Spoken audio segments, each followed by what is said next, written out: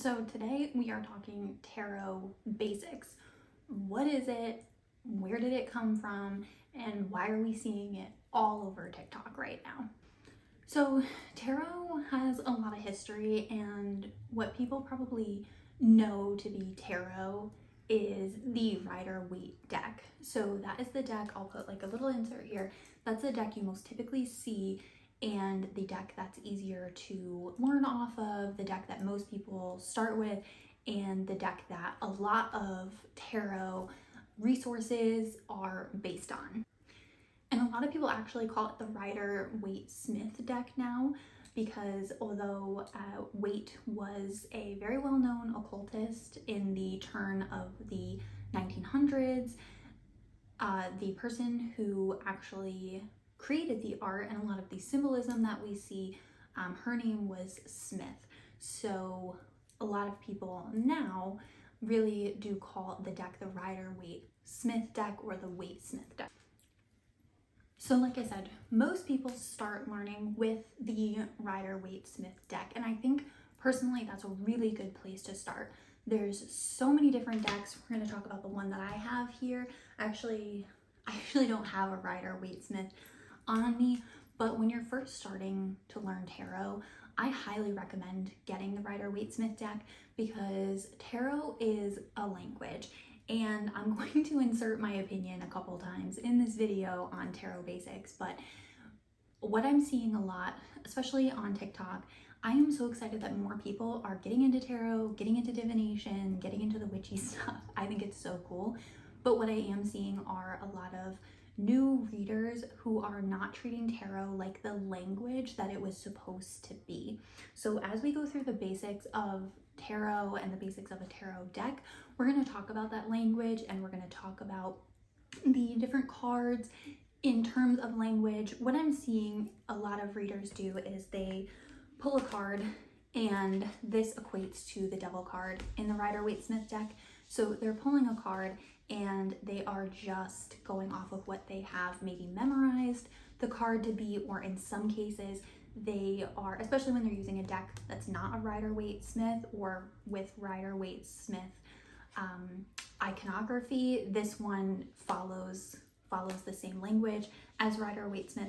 They are kind of making up their own interpretations, which is fine, but tarot is supposed to be a language. The cards are not supposed to be read, just memorized based on what they are. So that's kind of my first gripe. I hate to even say anything negative, because I do love that people are getting into tarot, but again, it is supposed to be a language and read as a language versus static cards or static meaning. And I'm not trying to say anything about the different decks, because there are some cool ones out there. I have a couple different really cool ones that I don't use for client readings necessarily, but there are some really cool decks out there. But if you're just learning and you buy a deck that's, let's say, I think I saw one the other day that was like cats, and it had nothing to do with the Rider-Waite-Smith or the Thoth tarot, and it was just cats. That's going to be really hard to learn, or you're only going to be able to use that one deck, because most decks, if we get into it, this is the Goddess Tarot by Chris Walter. So there's a couple reasons why I use this deck in particular, but we don't need to go into that. But each tarot deck that you buy should come with some type of booklet that goes through what each of the cards mean, and each of the suits, and the major arcana. And again, we'll get into those things in a minute. But when you buy a tarot deck that is very specific to that deck, so I'm just using cats, you're not going to be able to translate those cards into other decks, because most decks do follow the Rider-Waite-Smith or the Thoth language, and the major and the minor arcana are generally the same. So you'll be able to read any deck if you learn based on the Rider-Waite-Smith deck, or if you buy decks that are very similar in language and in study to Rider-Waite-Smith. Okay, So now we have split up our deck. We have the major arcana and then we have the minor arcana. So tarot decks are always split into the two. Some readers do readings based on the major arcana. I've done that a couple times for myself, but the tarot language is about all of the cards and these suits together. So if we look at the major arcana first, right, we have all of the cards here. This deck does follow the Rider-Waite-Smith Journey of the Fool. So if you do get a Rider-Waite-Smith deck, the first card that you will see is the Fool. In this one, it is the Beginnings card. So this is why I do recommend starting with a Rider-Waite-Smith deck if you are just starting out, because for me, with the Goddess deck, I had to learn the history and the lore behind each of the goddesses of these cards to fully understand the association and why this artist and author of this deck would choose these goddesses for these cards and also rename some of them, right? So the first one in the Rider-Waite-Smith deck is the Fool, and in this one it is Beginnings. And similarly, in the second card, the Magician, well, this one is really the Zero card, and similar in the Rider-Waite-Smith deck, and the first card is going to be the Magician. So in this deck, it is the Magic card, and the goddess is Isis. So again, if you know anything about Isis, this makes complete sense to you, but this is why you may want to learn off of a Rider-Waite-Smith deck so that you don't have to do the extra work of then figuring out why the artist chose the imagery, or in this case, like the goddesses, for example. There are several goddesses that I, wasn't aware of. And then there's some that make sense. So for example, the Lovers card is Venus, right? That makes sense. But the Tradition card, which translates to the Rider-Waite-Smith deck, that is Juno.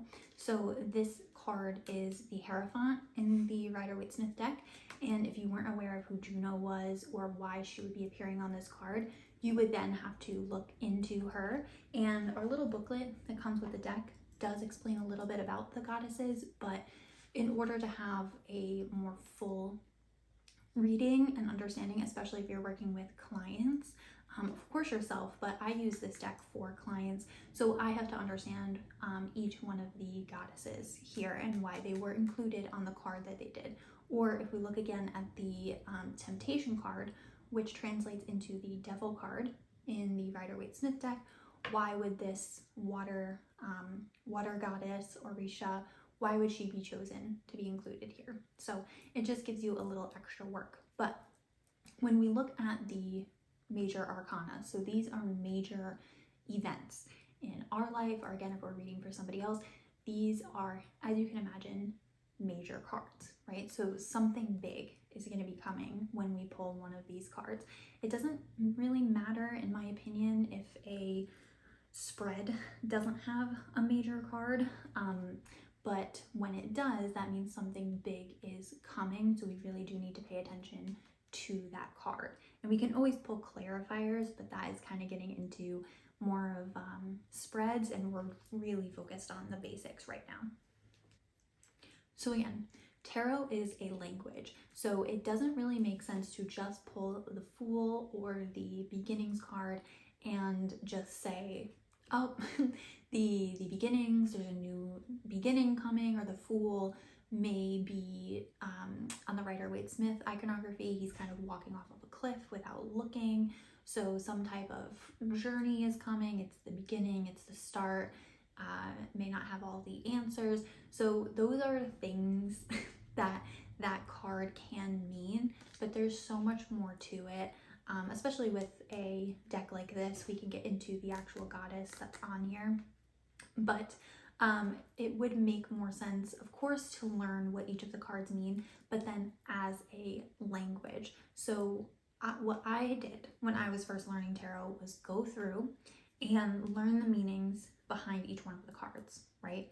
but that is just the beginning. That is the base work. Tarot is like learning a new language. So there is a lot of work involved if you want to be fluent, right? So when you're learning all of the meanings of all of the cards, we have the major and then the minor, right? And all of the different suits and the court cards and everything. And there's a couple of different ways to read tarot in terms of court cards. You can get into the numerology of it. There are astrological signs associated with the cards as well. So there's a lot that you can get into with tarot. But when we're looking at the basics, you want to understand the meaning behind each one of the cards, and especially the journey that each suit gives you. So the major arcana has its own journey. Each one of the suits has its own journey as well. So you want to understand all 5, and then how they relate to each other is going to be the next step. So what I would do is I would first go through, again, I recommend learning on the Rider-Waite-Smith deck, but I would go through, I would understand the journey that the Fool, right, the beginning card is going through as they go through the major arcana, and then I would learn what someone is going through through each of the suits. I would recommend using the booklet, of course, that your deck comes with. I do have this book next to me here, 78 Degrees of Wisdom, a tarot journey to self-awareness. I really like this book. There are a ton of tarot resources out there. I have 2 apps that I use. Labyrinthos, I think it's called, is a pretty good one. Biddy Tarot is a good one. She has a really great podcast that I listen to quite often. But I also like physical books. So I do find this is one of the best resources. It goes through the major arcana, the minor. It goes through quite extensively what each card could mean.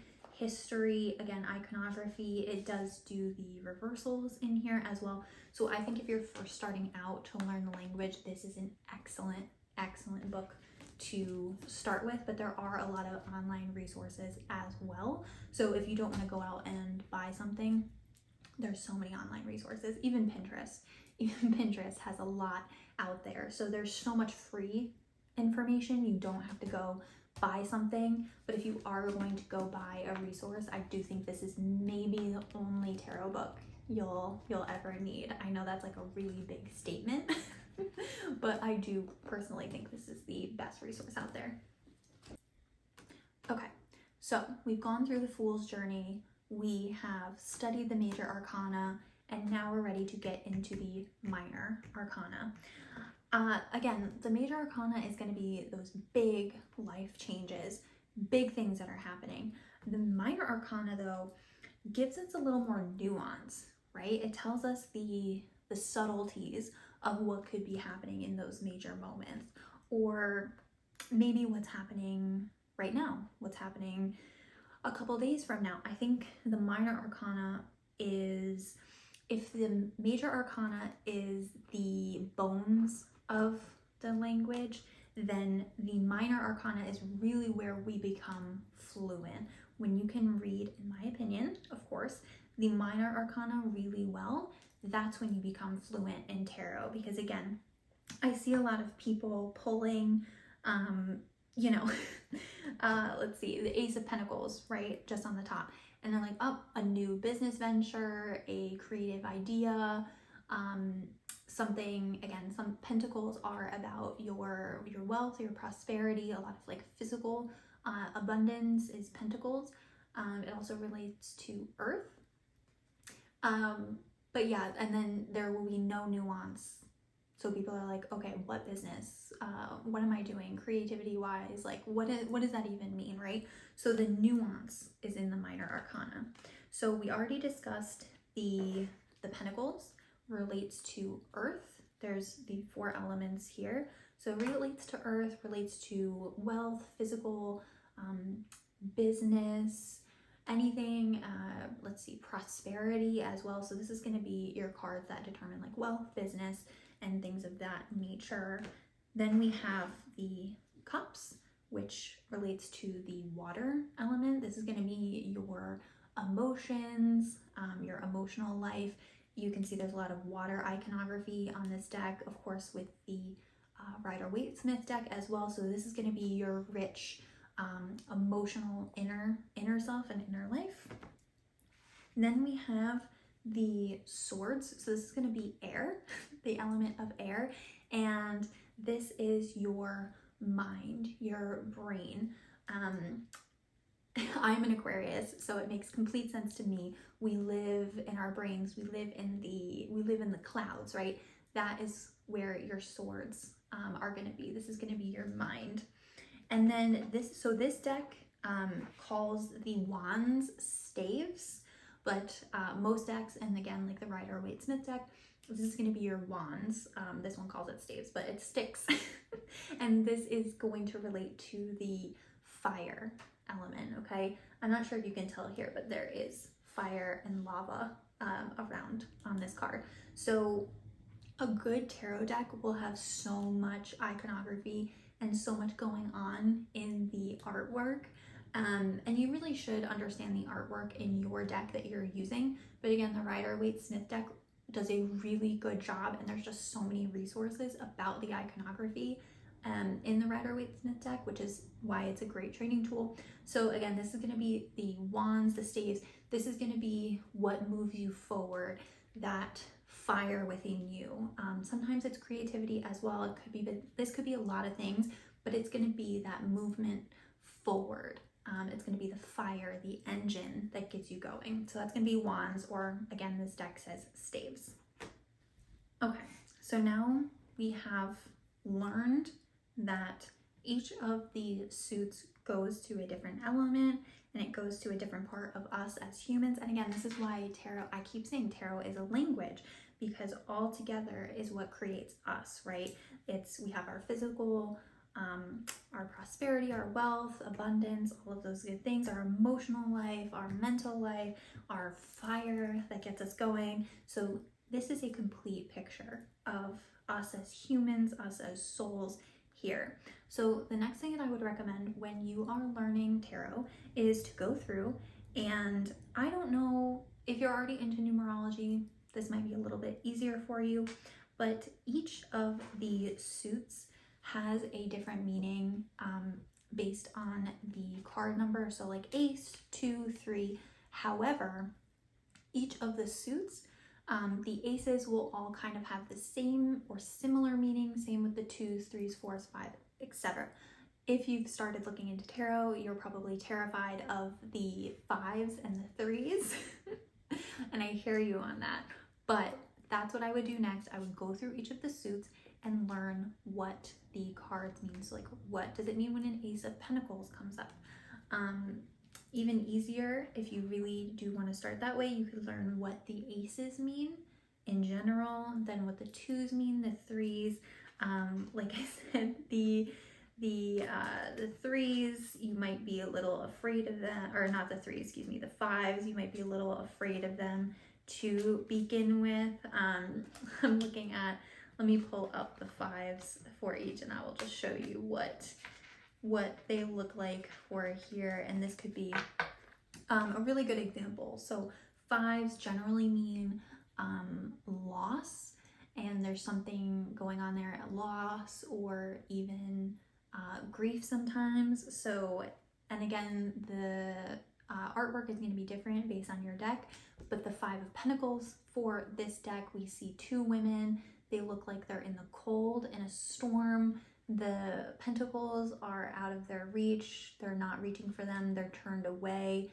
This woman is kind of looking longingly up at the pentacles.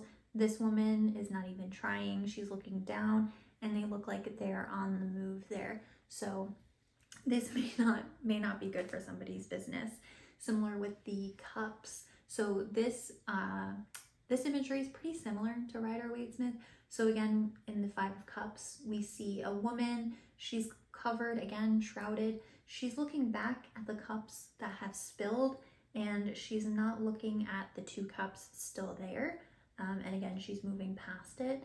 And the mountains in the background, the water, this is all symbolism here, but the main takeaways are is she's looking at what is spilled, she's not seeing what's still there, and she's moving along here. 5 of Swords, woman is looking back. There's no one there. She has picked up 3 of the swords, and again, 2 are still laying there, so similar to what we saw with the cups. She is not trying to pick up these swords. She has 2 in her other hand and 1 here, and she's looking back again. And then 5 of Wands or 5 of Staves for this deck. We have a fight. We have a fight going on here. They are fighting with their sticks and their wands. And then we have 2 people over here who are kind of out of it. They're trying honestly to get off the page, it looks like, but there is a fight going on in the 5s. So we can see here, even though they may mean different things and they're in different suits, the 5s all kind of have a similar vibe to them, and you're going to find that throughout the suits, that the 8s mean one thing, the 10s mean you know, something similar. So I would go through and I would learn what each of those means, and then what I would do is I would go into the particular suit. So after you've learned what aces are, 2s, 3s, 4, 5s, then I would go through in particular one suit and do the Ace of Wands, 2 of Wands, etc. And I would study the artwork on the different cards. This is a good example. Well, all of them are good examples, but it's a good example of the 2 of Wands or the 2 of Staves. So you see a woman here, she's holding one of the wands, the wand that we saw in the Ace of Wands here, what's being created. So looks like she's holding that there. There's a wall, she's looking out, and there's another wand on the other side of the wall. So what is she gonna do here? Is she moving forward to go over the wall to get to the other wand? She's kind of looking off this way. She's not even really looking at that wand. And again, there's mountains in the background as well. So this could indicate a choice or a barrier to have to climb over to get to the other wand. And again, she has the one in her hand already. So I would go through and I would look at the artwork on your cards and learn about your deck specifically. Again, your booklet that comes and your Rider-Waite Smith deck, if you do start with that. This does go through the imagery very well on each of the cards. Again, you can see here the imagery. This is really the Rider-Waite Smith closely, but all of the cards, if you buy a deck that's similar, you should be able to figure out what the symbolism is on each of the cards based on the resource that you choose. All right, so now we've got our basics down. So now we are ready to start learning and putting together the language of tarot. I would say this is similar to learning Spanish in school, and then you are taking a trip to a Spanish speaking country, and you're ready to put it all together and start speaking with people. So you've learned in the classroom and now you're ready to go. So let's talk about next steps. Okay, so there are several different ways to shuffle a tarot deck. Of course, you can shuffle regular way like this. You probably see a lot of people going fast like this when they're doing readings. You can do that. You can shuffle it similar to cards, where you just go like this and shuffle, right? I tend to shuffle sideways as well. So you can also shuffle like this, sideways, and do that. That's totally fine. Whatever way you want to shuffle your deck. A lot of people say that shuffling the deck is clearing it, cleansing it. You can also, I have a piece of selenite here. You can cleanse with selenite, smoke, whatever way you typically do a cleansing or a clearing for yourself. You can do that with your deck. So and again, this is a basics video, but I do think that you should do as much as you can to bond with your deck. I do talk out loud to my deck, and I do keep her out of the box most of the time. She hangs out with me. A lot of the times I have her tell me what she wants to, right? And I think that's a great beginner's tip. When you are just learning tarot, I would also keep a journal. So I still obviously keep one. When I am doing pulls for myself or my meditation, I will write down what the deck gave me that day. I'll write down any of the card meanings, or again, what I think the message is, and then any follow-up to that, or what I'm feeling, or what I think that could mean. So I would keep a journal of your tarot pulls when you are first starting out. And also when you're first starting out, and this is just my opinion, I would start to ask your cards what they have to tell you that day. I would maybe do a pull in the morning and maybe a pull at night, again, when you're first learning, and just ask the cards, what is it that I need to know today? What is it I need to know today? And take, if your deck likes to have cards jump out at you, which my deck does, you can also start learning to cut the cards. I do think that takes a bit of intuition, which comes as you develop a relationship with your deck. So I would shuffle, and you could take the card from the top. You can also look at the card on the bottom. You can peek into the deck as well. But again, when you're peeking in, you wanna think about your intuition, because you are being called to a message. So you can ask the deck, what is it I need to know today? And you can take that card, you can look up the meaning, why might the deck want you to consider that message today, and then at the end of the day, you can ask your deck, what was the most important lesson that I needed to take from today, or what could I have done better today? What message did I miss? Whatever type of question you want to ask. But when you're doing that, as a beginner, you're learning how to interpret the messages that the deck is giving you. And by just looking at, one card in the morning and one card in the evening, it's a little bit easier than trying to do spreads right off the bat.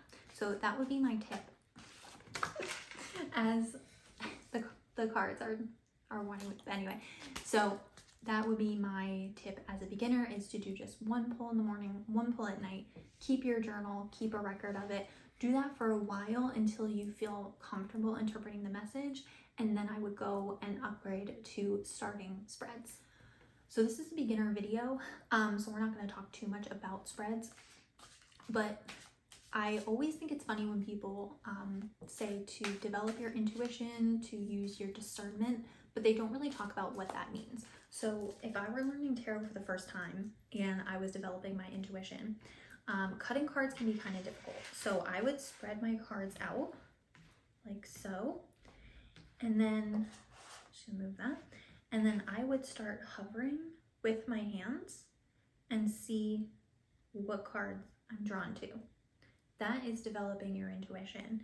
You can also start doing, if you're trying to develop your intuition, you can start doing really small things. I did an exercise from a workshop where we tore a piece of paper in half and wrote one option on one side, one option on another side, and it was something like silly. And you shuffle the papers, you hold it in your hand, and you feel how that option feels to you. And then you go with the one that obviously feels better, and do that a couple times. You could do it something funny like, should I have like, I don't know, a hamburger for dinner, or should I have cookies for dinner? And you can, do something like that to start developing your intuition on how things feel. So when you're learning tarot, you can start developing your intuition that way. Hold your hands over the card to see which ones you feel you're drawn to, and go from there. Again, cutting, I'm not a huge, I don't really cut my deck too often, to be honest, unless I'm doing readings where I have somebody cut the deck, but otherwise I don't do that too often. You can though. Again, feel your intuition when you're cutting the deck. Again, you can peek into your deck. play around with it. Again, you want to develop a relationship with your deck. So in my opinion, your deck will tell you also what it likes to do. So my tarot deck, I say she's my unhinged bestie. She's flying messages out all over the place, so I don't really have to do too much. She kind of tells me what she wants. In contrast though, I have her over here. I have one of my oracle decks. So this is the Oracle of the Trees set. And again, when you buy an oracle deck, it comes with a booklet. You can see the difference in booklets here between the oracle deck and the tarot deck. Very different. I find oracle decks usually come with a bigger booklet. This deck though, she has old ancient energy. She doesn't like to be messed with too much. So rarely are cards jumping out of this deck. And I do have to do spreads or do a pull with the oracle deck. So you will learn what your deck likes and what it prefers, and it should be a relationship between the two of you. So I use my tarot deck for, you know, divination and of course client readings, which I have available on the website, and sometimes during my soul coaching sessions I will pull out the tarot or the oracle deck anyway. So you really want to, I think that the cards become, again, you have not sentient, because I'm not, you know, off the rails yet, but I do think that you develop an energy with the cards. They may come with an energy, but I do think that you imbue the cards with your energy in a lot of ways. So just play with them. I've charged my cards in a full moon before. I've used different crystals with them. And again, this is my client deck. I do hang out with her quite a bit though. So this is one of my OG decks. So I do feel like she's special and I do love her. But those are my tarot basics. I highly recommend, again, treating tarot as a language. I think that's incredibly important and something that I'm seeing online to be a little lacking. So treat tarot like a language, learn the basics like you would any language, and then really start to get into the nuance and become fluent. It is as hard or as easy as you make it. There are so many little things about tarot, and I know there's so many new decks. I am a little bit of a traditionalist, I'm not gonna lie. So there is a vein of that throughout this video. But I would just start learning, start doing polls for yourself, for your friends, for your family, if they are open to it, and start learning. I wouldn't start with like a Celtic cross from the jump, right? Again, this is not a spreads video, but if you're learning, just do a 1, 2, 3 spread. You know, it could be you, the problem, the solution. It could be past, present, future. There are a lot of different ways to interpret 3 cards. So I would start learning that way. And again, doing a poll in the morning and at night is an excellent way to start learning the language of tarot. So I hope that I have inspired you to start. I hope that you learned something from this very, very basic beginner video. There's so many good videos out there going through each one of the cards and the meaning of it. Again, this is my favorite print resource for learning tarot. But again, there's so many cool apps that I have on my phone, Pinterest. There's so many ways to learn tarot. So just get out there, start learning, start getting into it, because you have to start to learn. So that is my big takeaway. I may do another follow-up video about spreads soon. Maybe we'll do a video on Oracle, but until then, happy learning, good luck. If you have any questions, let me know in the comments. If you like the video, I so appreciate a like. And if you do like a reading, or would you like a reading, they are available on my website, rtewellness.com. So I will see you in the next one.